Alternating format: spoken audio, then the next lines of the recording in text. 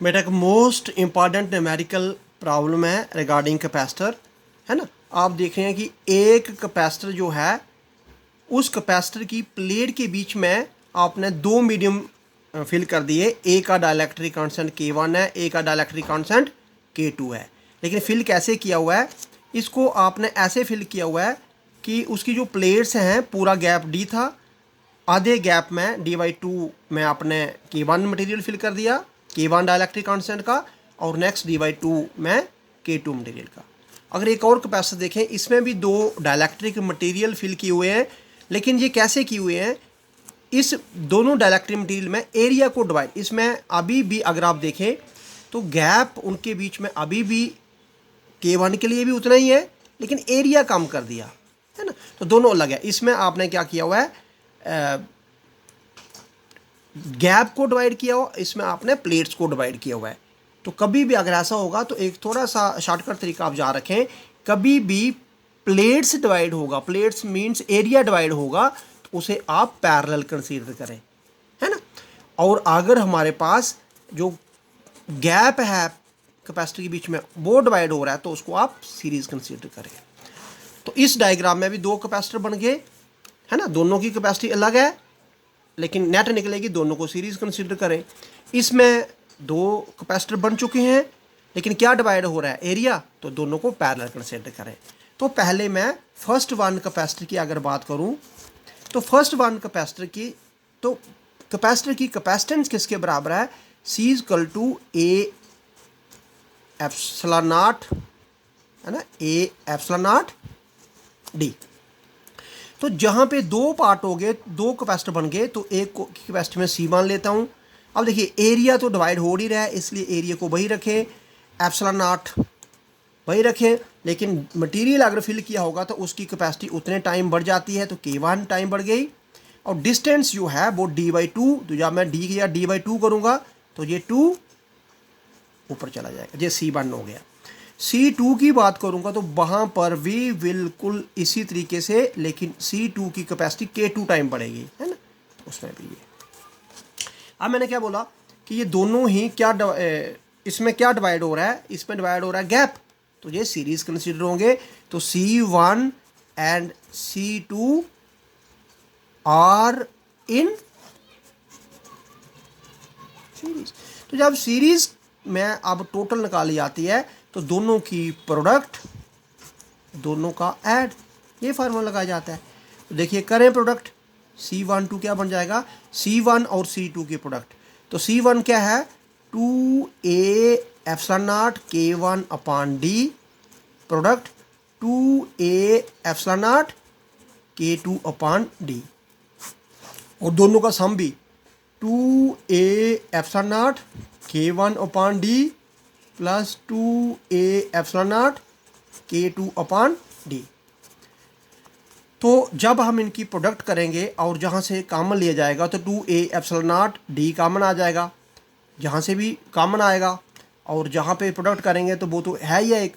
तो आप फिलहाल इसको ऐसे कर लेते हैं, 2A epsilon not upon D, और जहाँ पे मैं ये वाला के इसके साथ मिला देता हूँ, 2A एप्सिलॉन नॉट, ये K1 भी इधर, K2 भी इधर, अपॉन D, है ना। तो मैंने कुछ नहीं किया, मैंने सिर्फ K1 ये वाला इनके साथ कर दिया।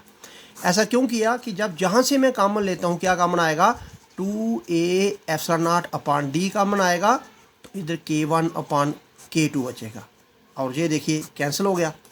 तो C12 क्या आ जाएगा, तो अंडरस्टूड है 2A epsilon not K1 K2 upon D K1 plus K2। इसको और अगर क्लियर तरीके से लिखना हो तो C12 2A epsilon not upon D अलग कर दीजिए, और K1 K2 K1 plus K2 को अलग कर दो, तो ये नेट कैपेसिटेंस आएगी। अगर हमें ये कभी ऑब्जेक्टिव टाइप या एक नंबर का क्वेश्चन आ रहा है तो बहुत सिंपल है उसको निकालना। आप K1 K2 की वैल्यू मान के चलो, एक वैल्यू 2 है, एक 3 है, तो आप फटाफट इसको सॉल्व करेंगे। 2 इंटू 3 2 प्लस 3, 2 इंटू 3 6, 2 प्लस 3 5, तो 6/5 को मल्टीप्लाई करो 2 से, तो इट मीन्स 12/5 टाइम, ये तो कैपेसिटी उसकी पहले भी थी, तो इतनी टाइम कैपेसिटी उसकी बढ़ जाएगी।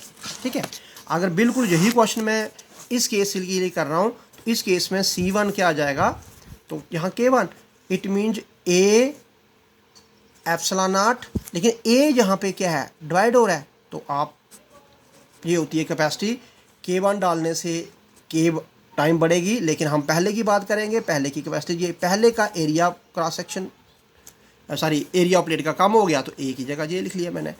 ऐसे ही C2 की बात करेंगे तो उसमें भी बिल्कुल इसी तरीके से आएगा,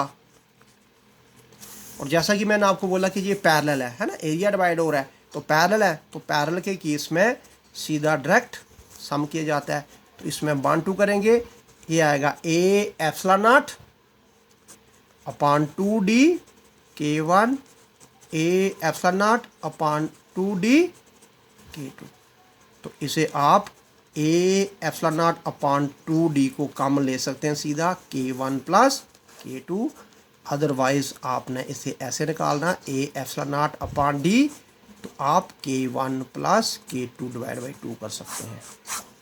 तो बहुत ही सिंपल सा क्वेश्चन। ठीक है, तो इस केस में भी आप चाहें तो 2, तो सिंपल आ गया। अगर मैं आपको बोलूं कि K1 जो है वो 1 है और K2 जो है वो 2 है, तो बताओ कितनी कैपेसिटी इंक्रीज होगी इस केस में, इस केस में। तो इस केस में तो आप फटाफट बता देंगे, देखिए 1 + 2 डिवाइड बाई 2, तो इट मीन्स 3 डिवाइड बाई 2, तो 1.5 टाइम्स इंक्रीज हो जाएगी। और वहाँ पे भी इस केस में भी आपने K1 K2 की वैल्यू आप निकाल के फटाफट उस चीज़ को आप बता सकते हैं कितने टाइम कैपेसिटी इंक्रीज हो जाएगी। ठीक है, तो इसी तरीके से आप और क्वेश्चन भी ले सकते हैं।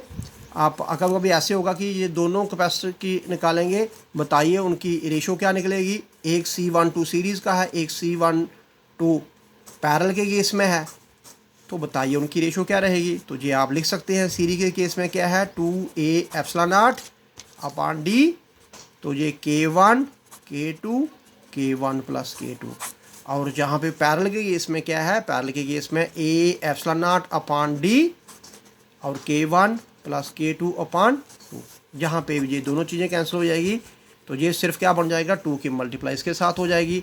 It means 2 K1 K2 K1 plus K2, और जब ये चीज़ है तो ये भी 2 हमारे पास ऊपर जाएगा, तो K1 प्लस K2।